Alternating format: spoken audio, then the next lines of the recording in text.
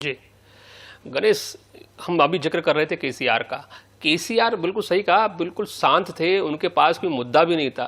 तेलंगाना में लगभग लगभग जब से उनकी सरकार गई है और जब से कांग्रेस की रेवंत रेड्डी सरकार आई तब से तो वो पूरी तरह से पिछड़ गए।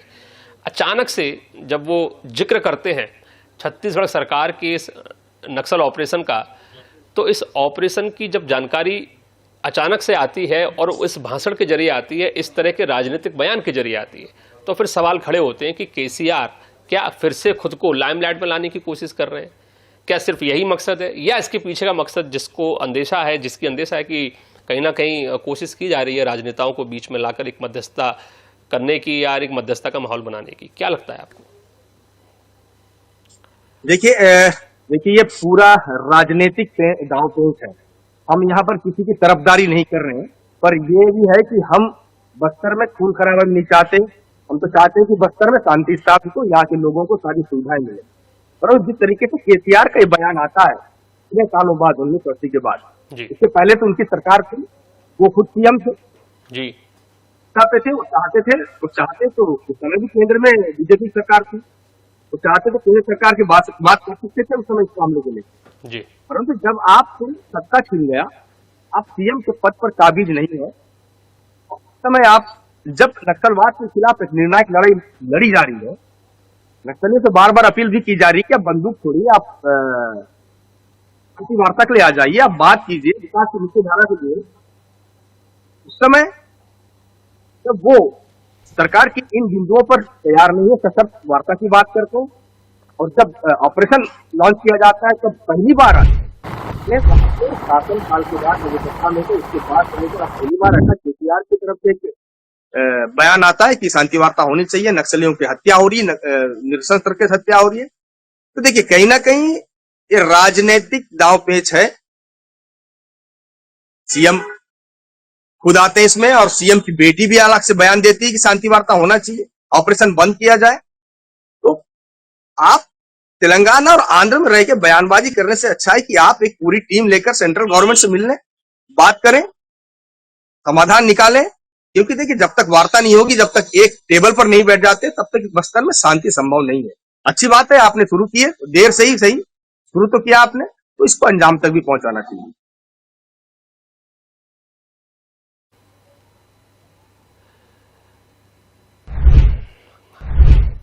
गणेश, सबसे बड़ा सवाल फिर यहाँ ये बनता है कि केसीआर का बयान अपनी जगह ठीक है और उसके पीछे की चल रही राजनीति भी अपनी जगह ठीक है, लेकिन जो शांति वार्ता की अपील नक्सली संगठनों की तरफ से की गई, लगातार रूपेश करके जो उनके कमांडर हैं वो लगातार इस बात की पैरवी कर रहे हैं, लगातार प्रेस नोट जारी कर रहे हैं, उनकी इस अपील पर क्या छत्तीसगढ़ सरकार कोई विचार कर रही है? क्योंकि आज भी बीजेपी नेता अजय चंद्राकर का बयान आया है, उन्होंने केसीआर की इस अपील पर उन्होंने उसका विरोध जताया है और साफ बोला है कि कोई ही चर्चा नहीं होगी जब तक कि वो हथियार नहीं डाल देते, सरेंडर नहीं कर देते।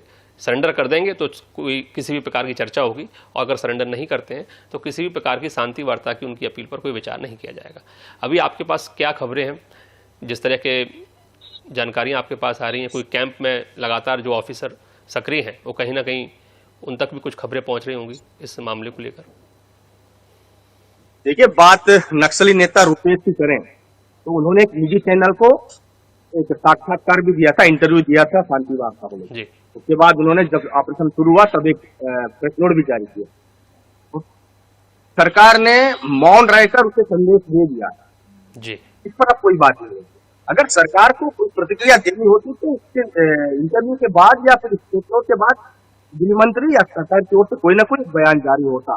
परंतु देखिए एक सप्ताह बीतने को है, किसी भी तरह की सरकार को कोई प्रतिक्रिया नहीं है।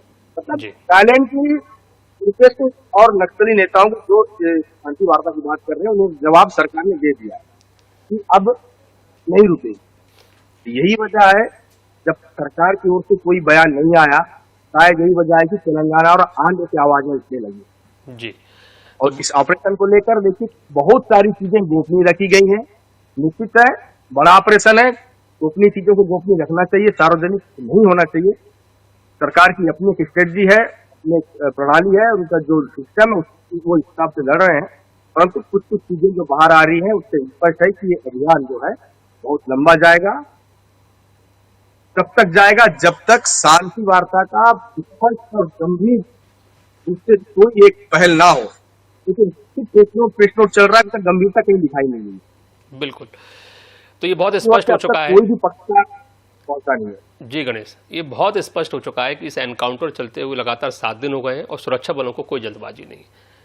ये लंबा चलेगा, 7 दिन चला है, 10 दिन चलेगा, 15 दिन चलेगा, महीने भर चलेगा, लेकिन ये ऑपरेशन अपने अंजाम तक पहुंचेगा। और छत्तीसगढ़ सरकार ने भी अपना रुख स्पष्ट कर दिया है कि किसी तरह की शांति वार्ता पर विचार नहीं किया जाएगा। केवल तभी वार्ता होगी जब ये सारे नक्सली हथियार डाल देंगे और सरेंडर कर देंगे। केसीआर अपनी राजनीति करते रहें, विपक्षी दल अपनी राजनीति करते रहें, छत्तीसगढ़ सरकार और भारत सरकार का रुख बहुत स्पष्ट है। और वैसे भी इतने बड़े लीडर्स उन्होंने एक जगह पर घेरे हैं, ऐसा मौका इससे पहले तो कभी सुरक्षा बलों को नहीं मिला है। हाथ आए मौके को छत्तीसगढ़ सरकार और भारत सरकार भी नहीं जाने देगी। तो ये बहुत स्पष्ट है, बहुत क्लियर है कि आने वाला समय इस एनकाउंटर से, इस एनकाउंटर को लेकर कुछ बड़ी खबर निकलकर आने वाले समय में आ सकती है। जी गणेश, कुछ कहना चाह रहे हैं आप? हाँ, एक चीज मैं कहना चाह रहा था कि मैं जिस तरीके से ऑपरेशन चल रहा है जी, और जो लोग शांति वार्ता के लिए आगे आ रहे हैं, अगर ऑपरेशन सही दिशा पर चला और शांति वार्ता की जो पहल हो रही है वो भी सही दिशा पर चला, तो ये मान लीजिए कि कर्रे गुट्टा की पहाड़ियों से ही बस्तर में शांति स्थापित होगी, अगर सारी चीजें अगर सही दिशा में चलेंगी तो। बिल्कुल, बहुत बड़ी बात कह रहे हैं गणेश मिश्रा, बहुत बड़ी बात कह रहे हैं कि यदि सब कुछ सही समय पर सही तरीके से हुआ तो ये जो पहाड़ी आप देख रहे हैं, नक्सलवाद छत्तीसगढ़ की धरती से, इसी पहाड़ी से नक्सलवाद का अंत हो जाएगा। देखना होगा कि आने वाले वक्त में सुरक्षा बलों को कितनी कामयाबी मिलती है। गणेश, बहुत धन्यवाद आपका सभी तमाम जरूरी जानकारियों को देने के लिए। हमारी नजर लगातार इस एनकाउंटर बनी हुई